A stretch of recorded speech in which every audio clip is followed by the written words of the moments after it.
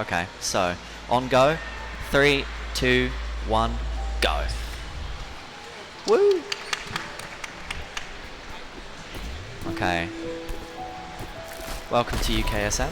It's a lovely Friday morning, or Saturday, one of the two. And I'm going to be running Celeste today.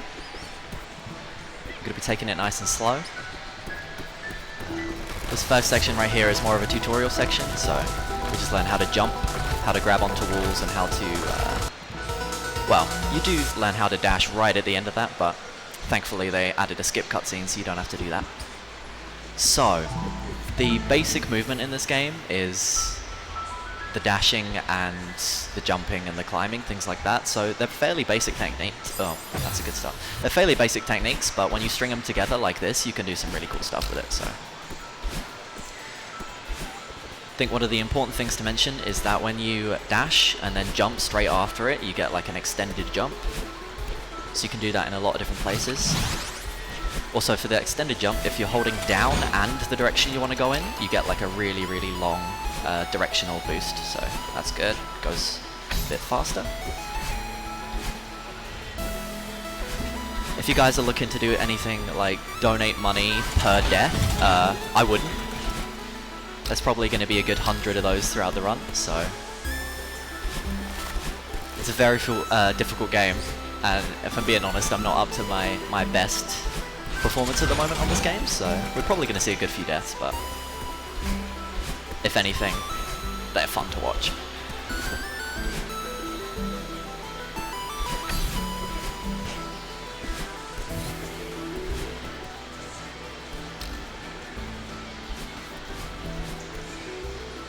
We've got a spike jump here, so it looks like I'm jumping off a spike, but I'm actually, if you jump away from a spike, then it doesn't have a hitbox, so you can do that a few times throughout the run to get away from spikes. And that was a relatively clean first level. Doing okay. Try and put the headphone on a bit better while I wait for the next level to pop up. Okay. You know what, we'll play without audio. That's completely fine. Okay, so this next level, right at the start, you can see there's all these weird blocks that you can't really do anything with right now. You have to go through this section, this little secret area.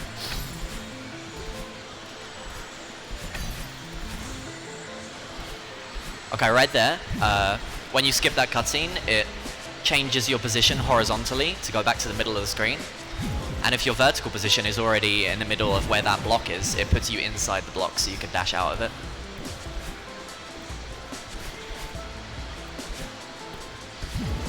What I tried to do just there, if you do one of the dash and then jump forward things, when you come out of that, if you do another diagonal downwards dash, you can get some sort of really cool momentum, so you can use that to gain a lot of momentum in certain places. That's a really tight gap to get through, so I'm glad I got that without setup. In this section, you have basically evil you behind you, chasing you, and she's exactly 3 seconds behind where your movements are. So you have to be really careful when going through these rooms, especially if you go back on your own steps. You have to make sure that you're avoiding her when she comes to hit you. So yeah, this game is very technical and has, yeah, like that, being careful when you're retracing your steps. So I'm actually going to take it a bit safer this time. Yeah, okay.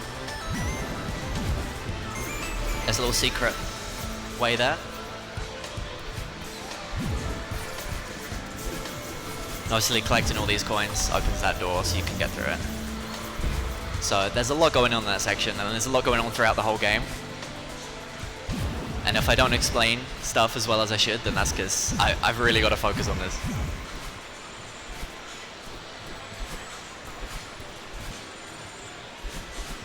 Okay. So there's one small part of this section which is just basically just testing your knowledge of the basic movement techniques and how you traverse this path. The TAS for this game, the tool assisted speedrun, where you can basically cheat to go as fast as you can, do as many inputs a second as you want, does some insane stuff in this section. You complete it in like 5-10 seconds. It's amazing. So that's chapter 2. We've still got a good 5 to go. And it's going okay so far. I think I've had like 4 deaths. I'm predicting about 90. I'm gonna say 91 deaths throughout the run, so plenty more where those 4 came from. Right, this section, the difficulty really ramps up. It's cycle based, so you see these little black and red orbs, or dust bunnies. They're all cycle based, so when you enter a room, there's a specific cycle that you have to know where they are to dodge them and stuff like that. Also, when you die, the cycles will change, so you need to have like a solid grasp of the death cycle as well, which I may or may not have. You can tell for yourself. Okay, come on. There we go. So yeah, if you don't know the death cycles off by heart, that can really kill you in a run. If you get halfway through and there's just one room that you just don't know how to death cycle, then you could spend a while on it like I just did there. So in this level we collect a lot of keys. This is the first time we see that, to open those gates.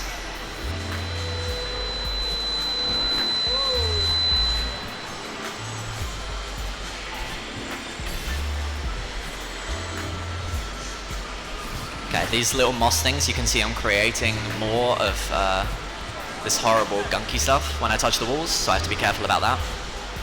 That was clean.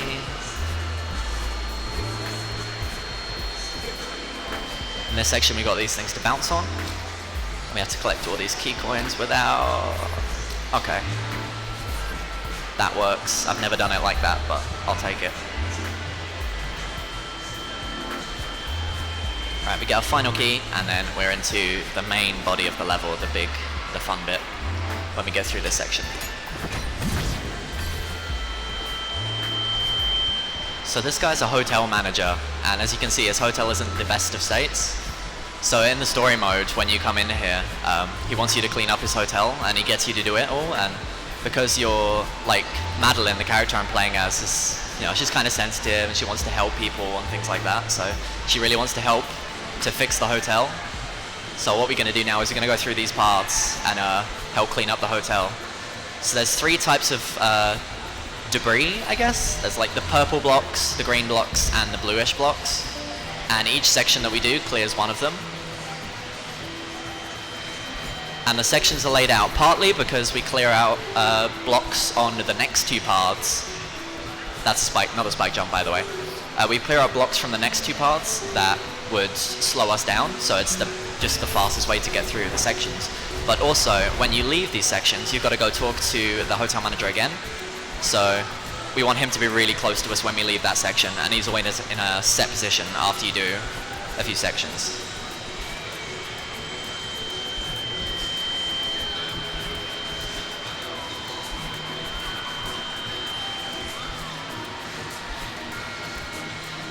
Okay. If you jump like really quickly off of a ledge, sometimes you won't get your dash back, so you have to be careful about that.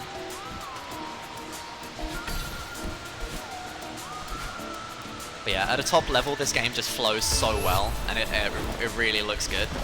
There's a couple like insane runners of this game. If you do end up looking up and want to look up speedruns of this, there are so many really, really great runners.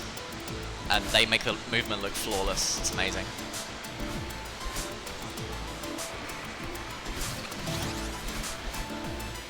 This section is probably the trickiest. It has a lot of tight strats. There's also a bunch of cycle stuff that you can do to skip extra cycles.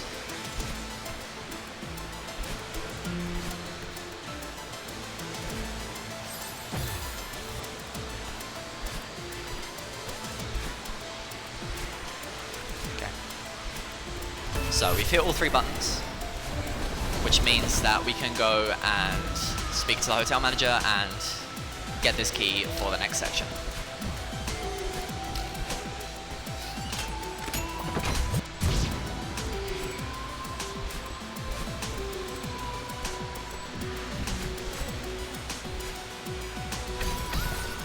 Again, collecting these keys, lots of these refresh crystals, which I'm sure you've worked out by now gives you a dash back when you touch them. Also refills your stamina, so you have a certain set stamina when you're climbing walls and things like that. The refresh crystals refresh your stamina as well, so you can climb more walls after touching them.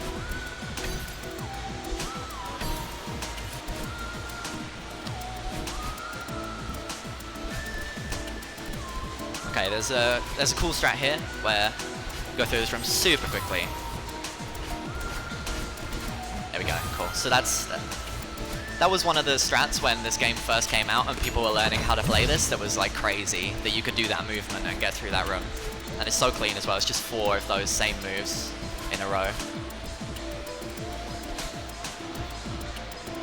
Okay, so now we're into the final section, which is where this guy, his name is Oshiro, by the way. He gets really, really angry that you're leaving his hotel and won't stay there, even though you just cleared up, like, the entire thing. You basically gave it a huge makeover in probably less than 24 hours.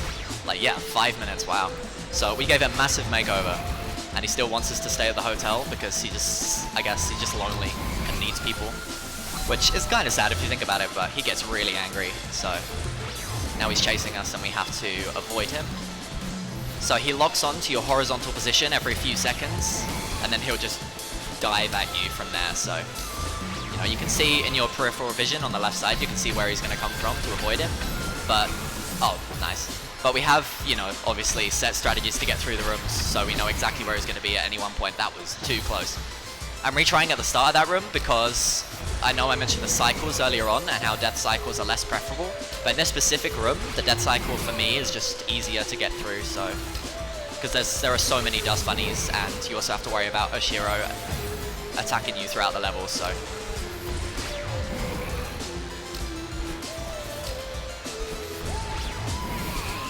And yeah, there's going to be a lot of deaths. It's a very difficult game. When I first played this casually, I had around 1,800 deaths, I believe. So, yeah. So again, the cycles being a real pain here. And if you mess like one small thing up, the cycles is completely different to what you're used to for the rest. So you have to make it up as you go along. This is like notoriously one of the hardest rooms in the entire game. It's not this hard, but you know, we'll get through it. I just wanted my prediction of 91 deaths to be right, and so far this chapter was really clean, so I thought I'd knock a few off in this section as well.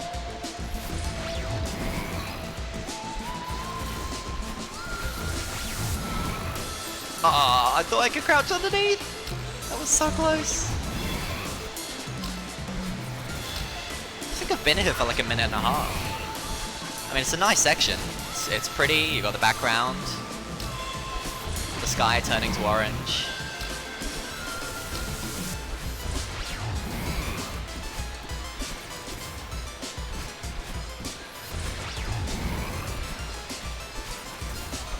Oh my god. I should have died there too. Okay. We're out. We did it. That's the hard one, done. 18 deaths, okay, yep. Cool. I expected most of my deaths to come in Chapter 7, but I'll take Chapter 3. That really took me back to when I was first learning this game. And that room would take me a good 20 tries every single time I did it, so it's gone worse.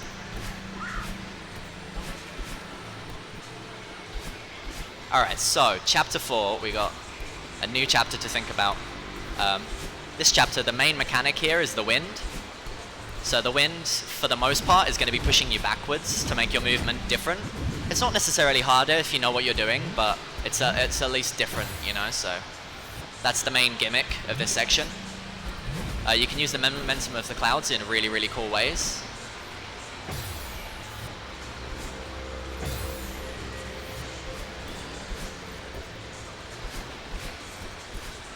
So yeah, the wind can be kind of hard to deal with this time. This one pushes you forwards, so you just got to know what you're doing and, you know, how hard to hold the directional button, when to dash, stuff like that.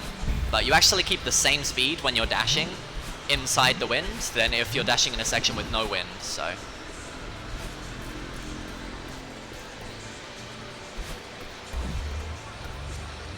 Okay, wait for that block to come back. So yeah, the clouds have some interesting properties where if you do the standard like dash and then jump to get extra speed or extra momentum, you can also do that on the clouds, and the clouds shoot you upwards. So you get extra like height and distance, and this wall bounce is quite difficult.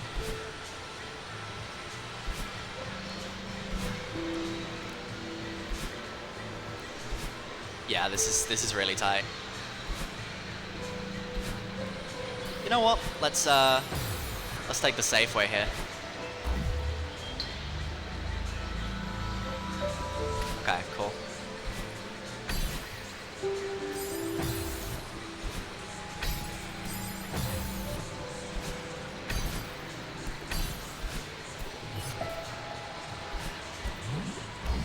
Okay, so you can also use these blocks here for momentum. If you're right in front of them and you do the hyper dash, then you can get some really cool momentum there. That's kind of tricky to pay off, so of course I get that first try. And all the easy rooms have taken me like 10.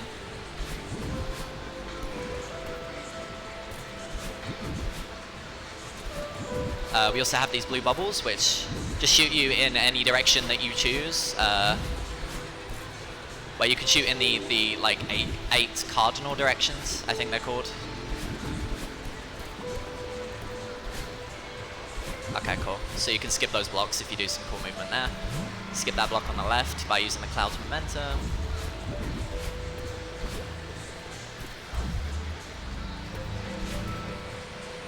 Alright. This is an auto-scroller room. You can skip this block over here on the right, but it involves like an insane amount of precise movements, and you know, not even the world record holder can do that at the moment. It's Taz only, but it's really cool. So again, I can't stress enough, if you want to watch the Taz of this game, you really should. Like, it's really good. Yeah, that's a really difficult cycle skip to hit. Try again.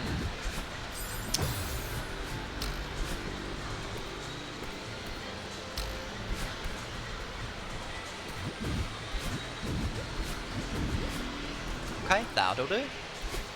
And now this section, the wind is even heavier. I'm not sure if you can notice, but the wind is really, really heavy in this section, so you have to be super careful with like your momentum and stuff like that.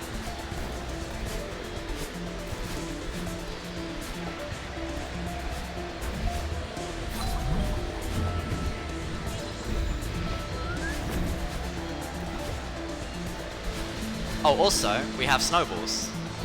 That's something I really should mention, because they're going to be a pain in my butt for the entire run. As we just saw there. Cool. So the snowballs, they're a bit like in the previous level, where you had Oshiro, the hotel manager, shooting at locking onto your horizontal location. The snowballs do the same thing, but from the right side of the screen. So, you know, you have way less time to react to them, and you can't predict where they're coming from necessarily. So again, if you have like consistent speedrun strats to get through these levels, then the snowballs really shouldn't mess you up that much. Because you know where you're going, where the snowballs generally pop out.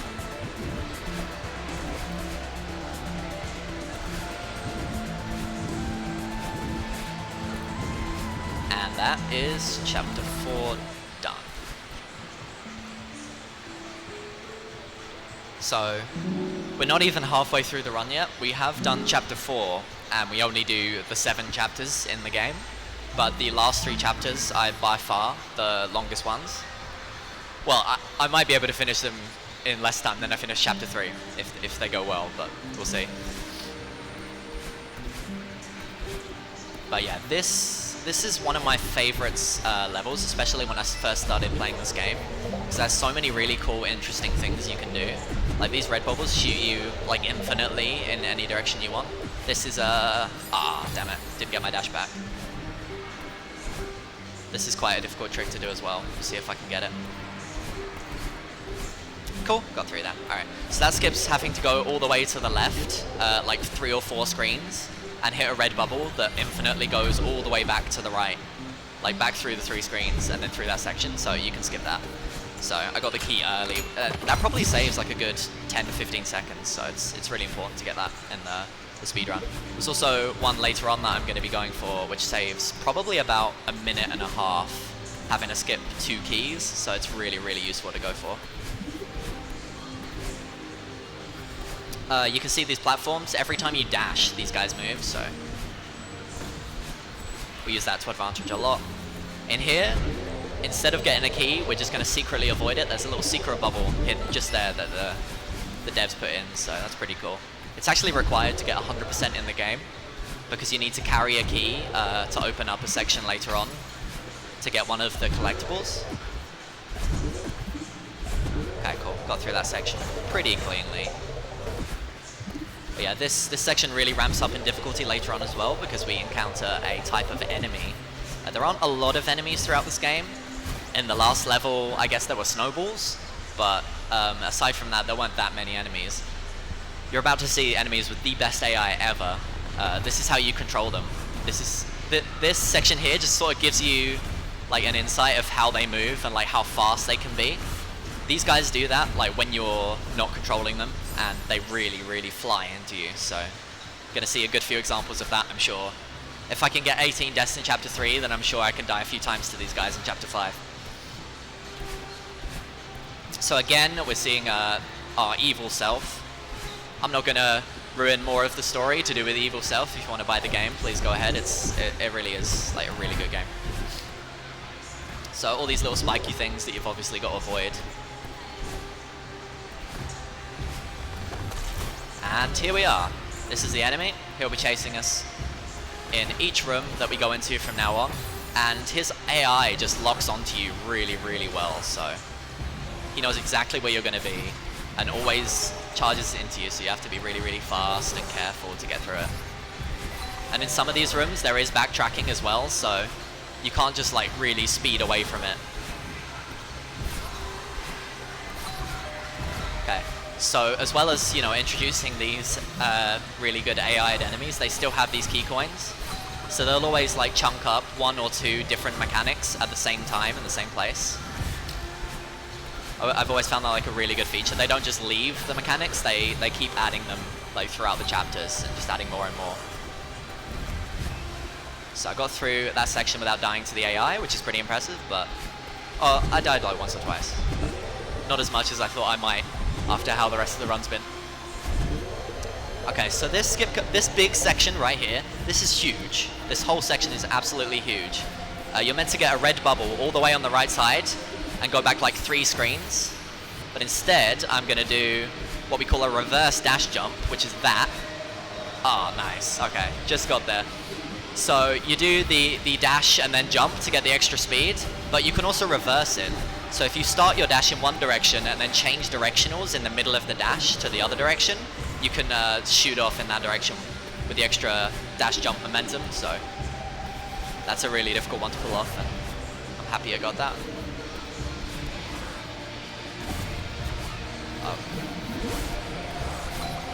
I think a lot of the times what you might see me just attacking these guys for fun. Like it might not necessarily be faster, but I just want to kill them. Because they always get in your way and it's easier to do that. Right, so this guy, there's a guy in here called Theo. He's your friend earlier on in the game, and you talk to him a few times in story cutscenes, which obviously we don't bother with. But he's in a crystal for reasons, and you have to pick him up and take him through this section. So the momentum works really interesting. Oh, I don't know how that worked, but it did. You can sort of touch the side of the Seekers, that's the enemy's name, and be fine.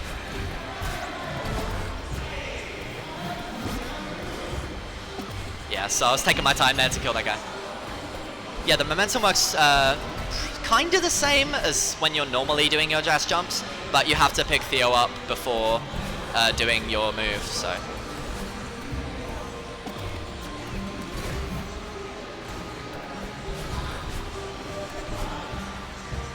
I have died way less than I thought I would. This is good. And again, just combining a bunch of different cool mechanics with Theo as well in the crystal is really cool. This is one of my favorite sections in the entire game. I love doing this casually. Like each section really feels like okay. Each section really feels like a breath of fresh air compared to the previous one.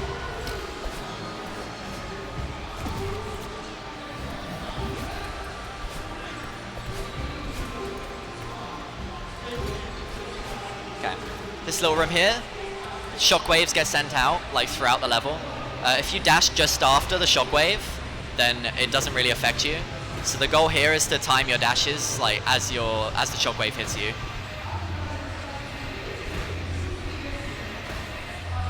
Okay, cool. So chapter 5 done. That was about a minute faster than chapter 3. It should be the other way around, but yeah. So that was quite clean compared to the rest so far. So 2 more chapters left, and they're probably the coolest chapters in the entire game. This one, there are a lot of new mechanics, but it feels a bit more simplified in a way. There's like, I feel like there's less happening on screen, at least for the first half. As you can see, we're just like using these feathers right now. The feathers, if they're in a bubble, you have to dash to break the bubble, but the normal feathers you can just touch and chain them. They run out after a good like 3 seconds or so. So there's a couple of times throughout that I'm gonna really need to use my time in the feather effectively to clear certain sections, especially clear them fast. So here, for example, if I take my time on there, then the feather will run out and I'll have to hit some spikes. Okay.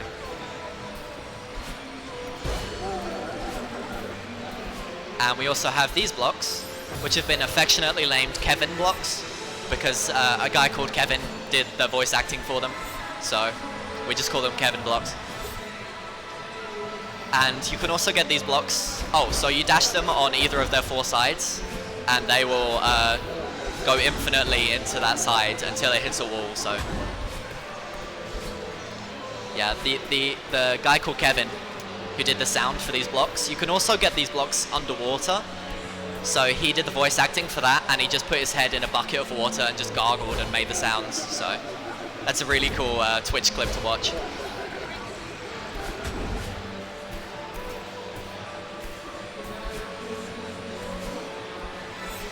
So again, chaining the feathers here and the Kevin blocks. And you can use the momentum from the blocks to send you like a really good distance in the other direction if you just jump off them at the right time.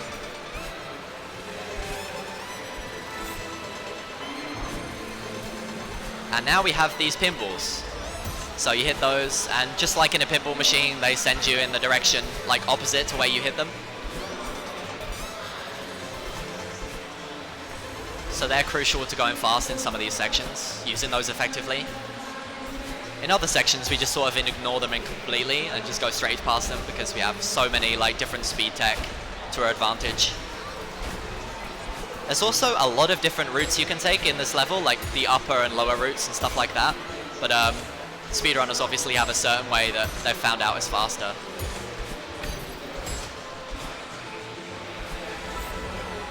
But playing this through casually was really fun because you had so many different possibilities to play through the level. Like the second or third playthrough, I'm still sitting there like, I've never seen this section before. This is really cool. Okay, so to get through that gap, I dashed and then held down afterwards.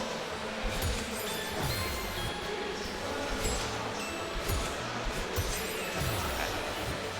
So pinballs, like, it's like pretty much everyone agrees that the pinballs are a bit weird when it comes to how you hit them. So if you hit them in a certain angle, it will like throw you off weirdly and stuff like that. They're very specific, I'd say.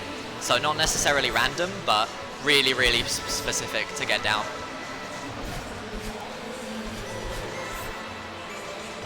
We're starting to get to like the nitty-gritty of the level now, so you'll see it build up a bit more. There's more things involved, more movements you need to do. And now we meet our grandma, and she says things.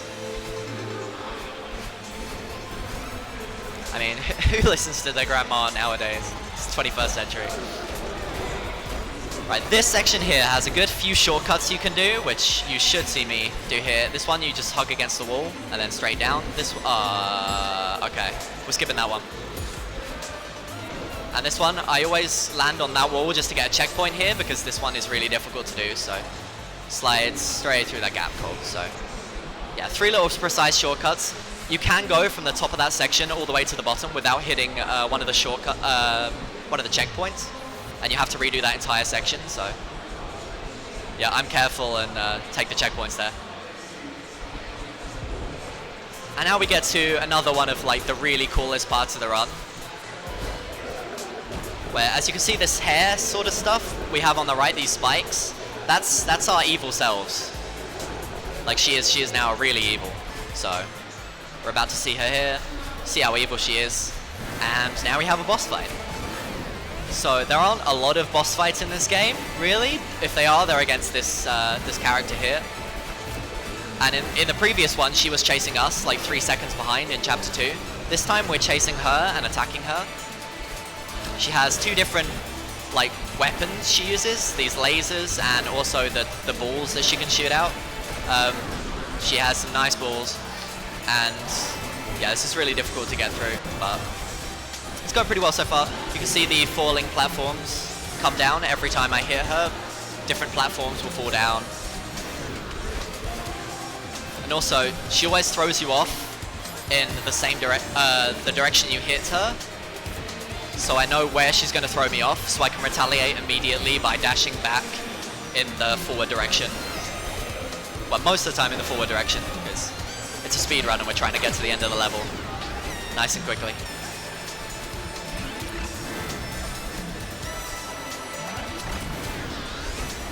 But yeah, definitely one of my favorite parts of the games. Casually, it was a nightmare because it took a good couple hours to do everything, so that gives you some idea of how, you know, how good the speedrun is compared to like someone playing casually for the first time. This game probably took me like 10 hours with like 15 to 1800 deaths, so this game, when you really start to speedrun this and learn some of the cool tech, it's really awesome to do. To play levels that gave you so much trouble in such a short amount of time. That's a tight one, but we got it.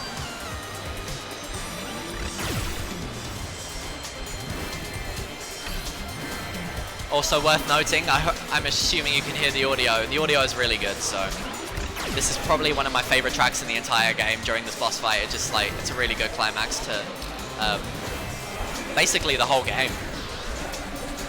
This is like the main conflict at the end. And the last chapter is all about like fulfillment and like testing your limits and stuff like that. There's no boss fight or anything like that. The boss fight is the mountain itself and the climb and how hard it was to get there, stuff like that. The journey. So yeah, the second section here is she's got all these platforms moving in different ways. Like she goes Super Saiyan telekinetic for some reason and starts to move blocks, which is pretty cool. And there's a lot of falling sections here where there's no ground to land on, so that's really careful. I'm also holding down when I fall to fall down a little bit quicker than usual, which is important for, you know, like saving frames basically throughout the run. Okay, had to play that safe. Alright, so that's the conflict. That was a pretty clean fight. And now, most important part of the game, she gets a haircut. So her hair is now purple or pink instead of red, and that just means she has 2 dashes.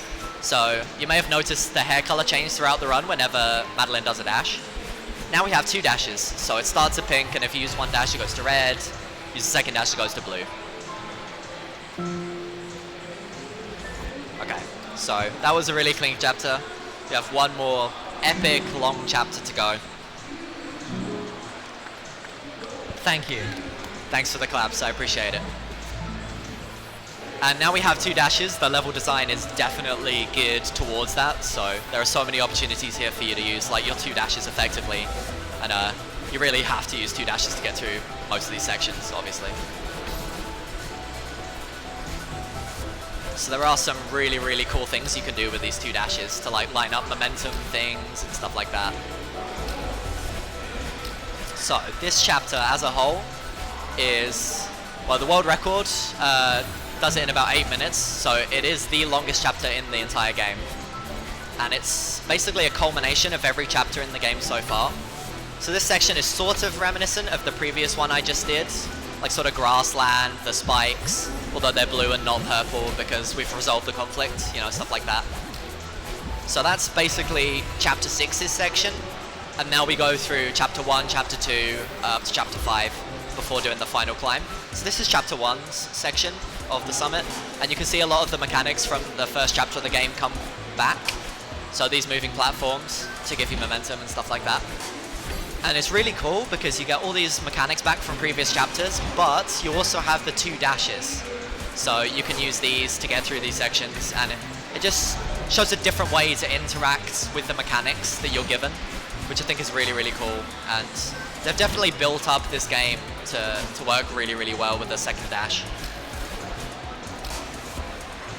I haven't talked about these strawberries at all. You may have looking at the strawberries like what purpose do they serve? Why aren't I collecting them?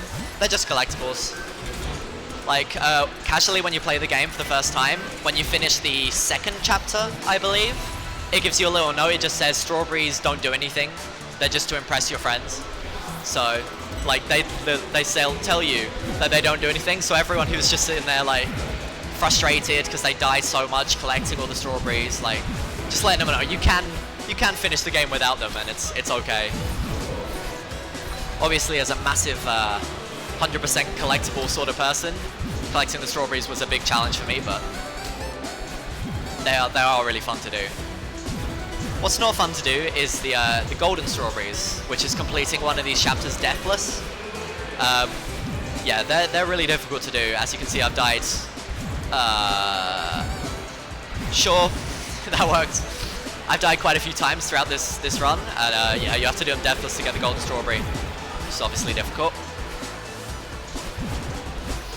Oh, and at the end of each of these sections, we have Evil Madeline here.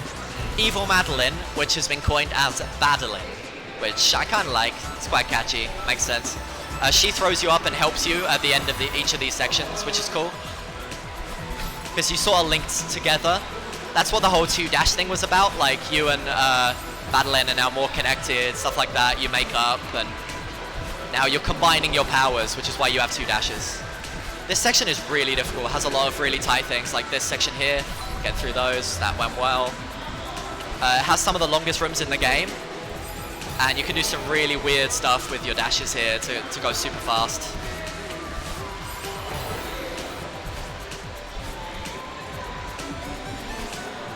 But again, chapter 3, you have all these cycles, dust bunnies, that are the main problem at this level, the main difficulty. Okay. Taking it a bit slower there, because obviously if I die and go back to the start of the room, that's gonna lose me a good few minutes.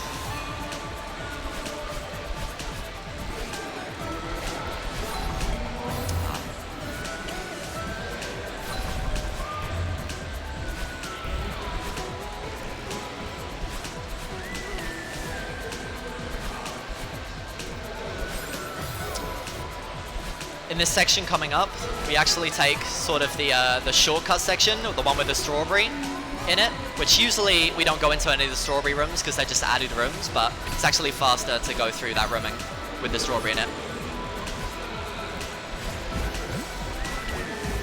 This is a really tight cycle that I don't know why I'm going for, but I guess I just wanted to do something impressive this run, and I got it, so that's really cool. So that's chapter 3 section. We have 4 section, we have 5 section, and then we have the final climb. Fun fact, when I was doing a tournament for this speedrun a good few years ago, I got stuck on this exact point, on this exact climb, and I couldn't work out why I was getting stuck, and I got really frustrated, and it nearly happened to me there, but thankfully I got through it. Yeah, I actually lost in that tournament because of that one trick. I spent like 40 seconds on it, so I have a history of being really bad at this game.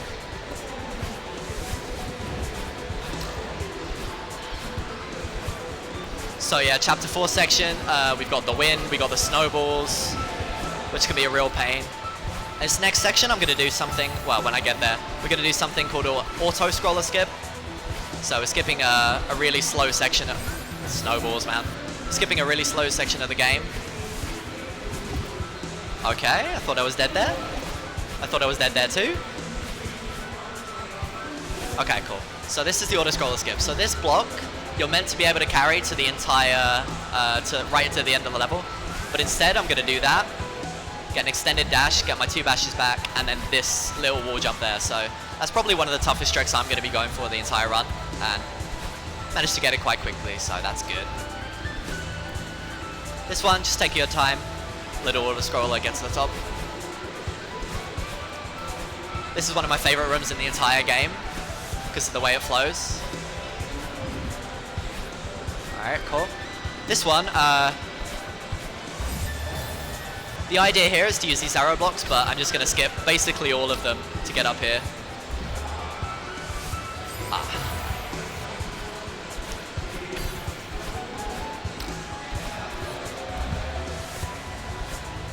Alright, and now we're into the final section again with Madeline helping us.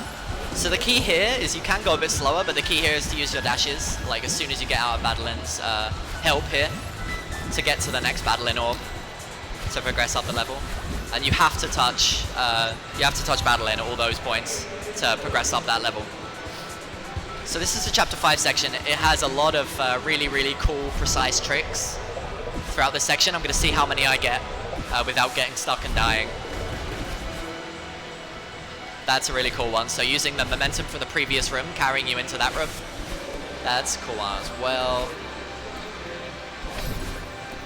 But yeah, this is probably my favorite section. It has a lot of really cool technical stuff that you can do.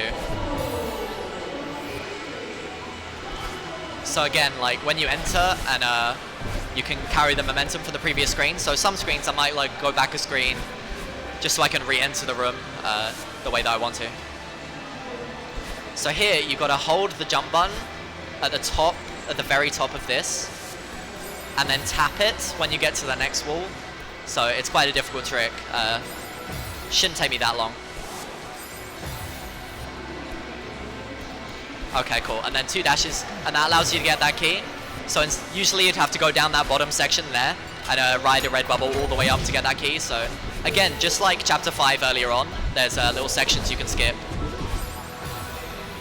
which are all developer intended. I'm pretty sure that one is anyway, that one that I just did. The really cool thing about the developers of this game is that they wanted this game to be speedrun. Like that was their goal when they made the game. See if I can thread the needle here. Again, this section has so many precise tricks. Okay, cool. This one here, you can go under the doors, so I'm gonna give this one try. Oh, okay, nearly. This one is called Door Skip, and runners meme that if you don't get Door Skip, the run's invalid. So unfortunately, this run is now invalid, but that's fine. I don't think I'll be submitting this to the leaderboards anyway.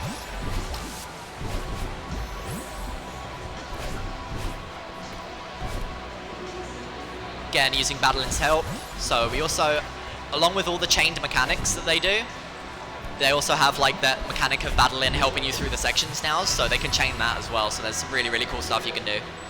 And this is the final section of the entire video game of Celeste.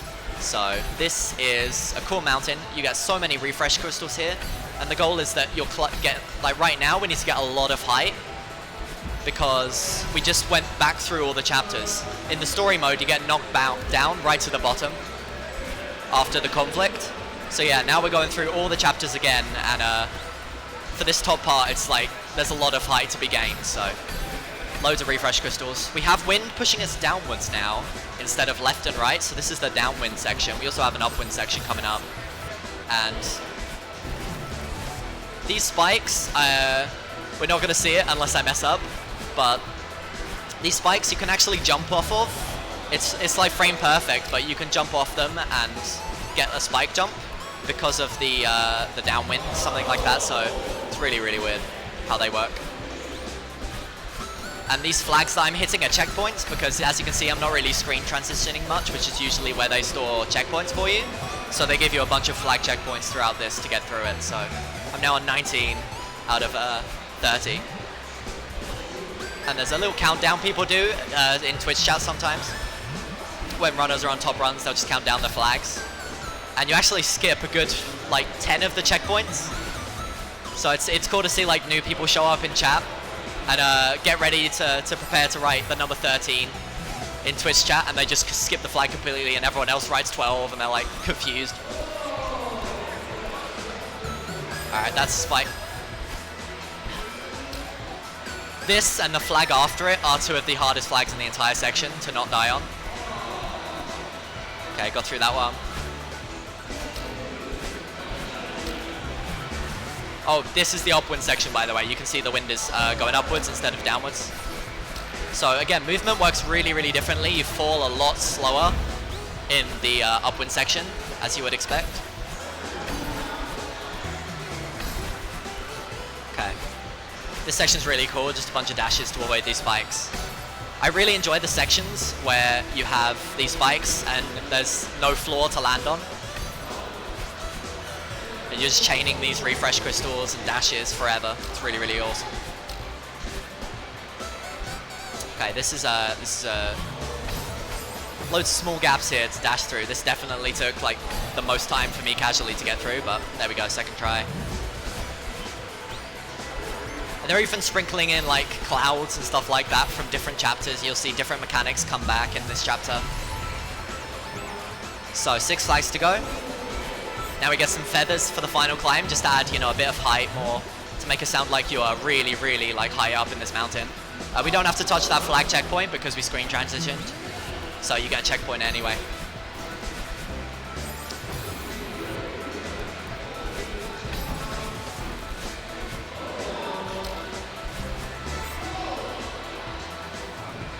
Couple more chapters left. Flags. Thank God there's not a couple more chapters left, that'd be awful.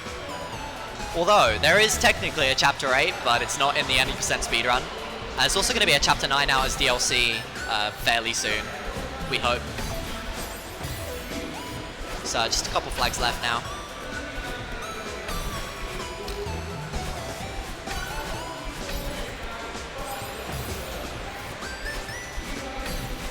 Obviously, as we get into the top, the flags are generally ramped up difficulties, so...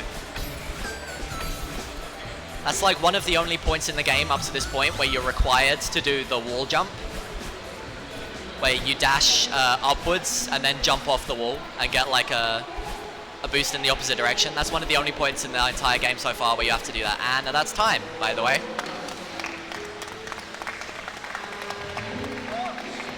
So considering I set the estimate of 50 minutes, I think I was slightly under that. Went pretty well in general, so that's Celeste. I hope you enjoyed it. And yes. Huh? 47. Okay, cool. Awesome. Underestimate. That's the goal, right? So I hope you enjoyed Celeste. And I'll leave you with this fantastic pie screen. Yeah, so that's not the best strawberry pie in the world. Obviously, I didn't collect many throughout the run. 89 deaths, by the way, when I predicted 91. So, not bad. So, yeah, should I leave? Yeah? Cool. Thanks for having me, and I'll see you guys later.